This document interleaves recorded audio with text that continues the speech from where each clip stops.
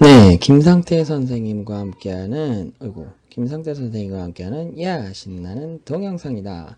김여동, 시험 대비 총정리 몇 탄? 2탄입니다. 2탄은 식물의 기관이에요. 식물의 기관에 대해서 우리가 알아보겠다.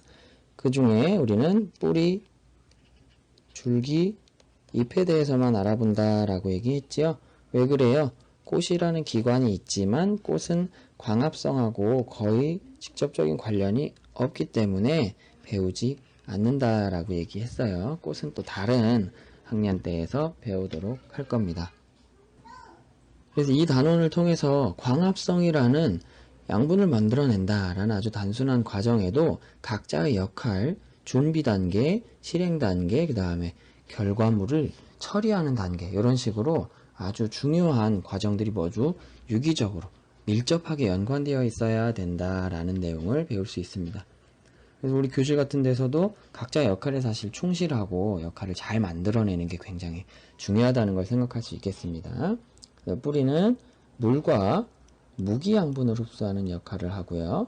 줄기는 이동시켜주는 역할을 합니다. 이동시켜주는데 준비물, 즉 재료, 그 다음에 결과물 을 모두 이동시켜주는데 아주 중요한 역할을 해주고, 잎은 실제 이 광합성을 하는 곳이죠. 실행하는 곳입니다. 이게 직접적으로 광합성하고 관련된 내용들이에요. 물을 흡수하고 물을 이동시키고 광합성을 해서 뭘 만들어요? 양분을 만들어내요. 광합성을 통해서 양분과 산소를 만들어내는 게 광합성이죠. 그 다음에 여기서 만든 결과물을 어떻게 해요? 채관을 통해서 다시 줄기에서 이동을 시킨다라는 거예요. 그렇게 하면서 완성이 쭉 된다. 그 다음에 마지막으로 이 녀석들을 소비하는 단계, 만드는 걸로 끝이 아니라 어떻게 쓰는지까지 배우는 게 우리 이 광합성 단원의 목표다. 그리고 광합성 만들어내는 것과 쓰는 단계가 어떤 관계가 있고 서로 어떻게 보완을 해주는가가 이번 단원의 핵심 목표입니다. 그러니까 우리 동떨어져 있는 일들은 없다라는 내용을 여기서 여러분이 좀 느낄 수 있으면 좋겠습니다. 그래서 뿌리부터 우리가 살펴볼 건데, 이 좀 계속 비교를 하는 게 이 쌍떡잎 식물과 외떡잎 식물을 비교해요. 그렇게 해서 생겨나는 게 조금씩 다르기 때문입니다. 그래서 공통적인 걸 배우기 전에 좀 차별적인 것들을 배워보겠습니다. 예를 들면 뿌리에서는 뭐가 차이가 있었죠? 모양이 달랐죠. 고든 뿌리와 수연 뿌리라는 차이가 있었고요. 줄기에서는 관다발 조직계에서 특별히 차이가 있었죠. 관다발 조직계에서 크게 차이가 있었는데, 자, 공통점은 뭐예요? 물관과 채관이 있다는 것. 물관과 채관이 있다는 것이 공통점이었고요. 자, 이 녀석들은 물관과 채관은 서로 이렇게 쌍으로 묶여 있다라는 거예요. 그런데 물관이 어디에 있다? 물관이 어디에 있다? 줄기 안쪽에 위치해 있다라는 것이 공통점 중에 하나였습니다. 물이 없으면 일단 모든 생명체가 살기가 힘들어요. 물관이 줄기 안쪽에 중요하니까 안쪽에 따로 굉장히 숨겨놨다라는 식으로 생각하시면 될 것 같습니다. 그런데 이 차이는 뭐예요? 쌍떡잎 식물은 가운데에 뭐가 있어요? 형성층이 있죠. 근데 외떡잎 식물은 없어요. 그렇기 때문에 우리 굵어지는 나무들 같은 것들은 뭐다? 쌍떡잎 식물이다 라는 거고요. 그 다음에 배열이 어때요? 쌍떡잎 식물은 굉장히 규칙적이고 외떡잎 식물은 배열이 불규칙적이다.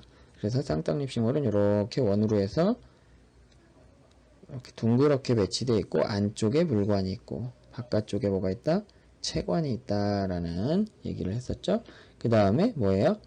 외떡잎 식물은 이렇게 점점점점 전체적으로 걸쳐서 이렇게 분포해 있다. 불규칙적으로. 그리고 안쪽에 뭐가 있고 물관이 있고 바깥쪽 부분이 채관입니다. 각각 이 덩어리들이 물관이 안쪽, 채관이 바깥쪽에 있다 라는 얘기고, 중요한 게 뭐예요? 형성층이 쌍떡잎 식물이 있기 때문에 두꺼워진다 라는 겁니다. 그 다음에 잎에서는 잎맥이 쌍떡잎 식물이 그물맥이라고 하고, 뭐예요? 뭐 이렇게 해서 쭉쭉쭉쭉쭉쭉 그물처럼 뻗어 있는 거. 그 다음에 외딴식물은 나란히 맥이라는 건데 잎 모양 가지고는 크게 우리가 얘기한 게 거의 없습니다. 아예 얘기조차 거의 안 했죠. 요것도 크게 차이는 없지만 여기서 공통점이 뭐였어요? 예, 뿌리 끝에 뭐가 있다? 뭐 생장점과 뿌리골무라는 게 있다. 뭐 이런 공통점들에 대해서 배웠습니다. 그럼 이제 본격적으로 뿌리부터 어떤 작용을 하는지, 어떤 역할을 하는지 한번 들어가 보면, 뿌리 같은 경우는 뭐가 있었어요? 뿌리털이라는 게 있었죠? 뿌리털. 뿌리털은 표피세포 한 개가 변형된 거죠. 그래서 밖으로 이렇게 뻗어나와 있기 때문에 흙이랑 만나는 면적이 넓어요. 얘가 넓기 때문에 어떻게 돼요? 많은 양의 물을 흡수하는데, 무기양분을 흡수하는데 유리하다. 그래서 얘는 흡수를 잘하기 위해서 변형된 혹은 흡수를 잘하는데 유리한 구조다라는 것을 생각하고 들어가시면 되겠고요. 뿌리에서 물을 흡수하는 원리가 뭐예요? 삼투죠, 삼투. 삼투는 우리말로 우리 편하게 얘기하는 걸로 하면 싱거운 애가 어떻게 짠 애한테 뭘 주는 거예요? 물을 주는 겁니다. 물. 싱거운 애가 짠 애한테 물을 주는 현상. 이것이 삼투다 라고 이해를 하시면 되겠고, 그러면 식물체가 물을 안쪽으로 들어와야 돼. 흡수해야 되죠. 그러니까 이쪽이 어때요? 바깥쪽이 싱겁고 안쪽이 짜야 됩니다. 그러니까 안으로 들어올수록 점점 짜요. 근데 이렇게 세포들이 구성되어 있으니까 물이 그냥 쭉쭉 다닐 수 없죠. 그러니까 이 오른쪽 바깥쪽에 있는 세포일수록 싱겁고 안쪽으로 들어갈수록 짠 세포가 된다. 짜다는 얘기는 뭐야? 이 세포 안에 뭐 양분이라든가 무기양분이라든가 이런 것들이 많이 분포하고 있다라는 얘기예요. 뭔가 불순물이 들어가 있는 거지. 다른 것들, 물 말고 그런 것들이 점점 많이 들어있어야 안으로 쭉 들어온다. 그래서 결국 어디까지 도달해요? 물관까지 도달합니다. 뿌리에도 물관이 있어요. 채관도 있고. 왜? 물을 뿌리도 써야 되고, 그 다음에 양분을 뿌리도 써야 되기 때문에 양분을 받는 채관, 물을 보내는 물관이 다 있어야 된다라는 얘기입니다. 그 다음 줄기를 살펴보면 줄기는 뭐야? 물관과 채관이 있고, 여기서 우리가 중점적으로 배운 게 뭐예요? 요거죠. 물관과 채관. 그 다음에 쌍떡잎 식물은 중간에 형성층이 있다라는 내용을 배웠고, 물관이 안쪽으로서 특징이 뭐예요? 죽은 세포죠. 죽은 세포로 위아래가 뻥뻥 뚫려 있어요. 이 부분이, 이 동그란 부분이 완전 뻥 뚫려 있다는 얘기죠. 그래서 쭉 물이 타고 올라가고, 채관은 바깥쪽에 있는데 특징이 뭐였어요? 살아있는 세포죠. 살아있는 세포고 완전히 뻥뻥 뚫려 있는 게 아니라 이렇게 막혀 있는데 중간중간 작은 구멍들이 뽕뽕뽕뽕뽕 뽕뽕뽕뽕뽕 이렇게 뚫려 있다라는 얘기입니다. 채관은 살아있고 물관은 죽어있는 세포다. 죽어서도 분명히 그 역할을 분명히 한다라는 얘기고요. 우리 나이가 먹을수록 지혜로워진다 이런 얘기를 하지요. 경험이나 연륜을 무시할 수 없다라는 얘기고요.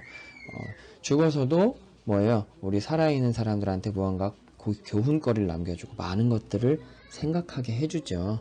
살아있을 때 열심히 살아야 죽어서도 어떤 역할들을 혹은 시사점, 생각할 거리들을 던져주고 도움을 줄 수 있다라는 거 잘 생각해 보시기 바래요. 그 다음에 마지막이 뭡니까? 잎입니다. 잎이 하이라이트죠. 잎은 어떤 식으로 생겼냐? 일단 앞면과 뒷면에 이 표피 조직이 있어요. 표피. 뭐예요? 이 껍데기 조직이라는 거죠. 얘네들은 투명합니다. 투명하기 때문에 빛이 아주 잘 통과를 할 수가 있죠. 첫 번째, 요거 기억해 두세요. 빛이 잘 통과할 수 있다. 라는 거. 그 다음에 그 밑에 뭐가 있어요? 엽록체를 가진 세포들이 있는데 이건 세포 자체가 녹색이라기보다 그 안에 엽록체가 있다는 거예요. 이렇게 빽빽하게 길쭉하게 생긴 애들이 울타리 조직이라고 해서 있고요. 그 밑에는 울퉁불퉁하게 이런 식으로 생긴 뭐가 있어요? 저기 뭐야 해면 조직이 있습니다. 그런데 얘네들은 중간중간 이런 공백들을 가지고 있다는 거죠. 듬성듬성 있어요. 광합성하기 불리하네 라고 생각할 수 있지만 재료가 있어야 광합성을 하니까 재료 수급에 유리한 점이 있다 라는 거 기억해 두셔야 되겠습니다. 그 다음에 요 뒷면 표피 조직은 특별한 게 있어요.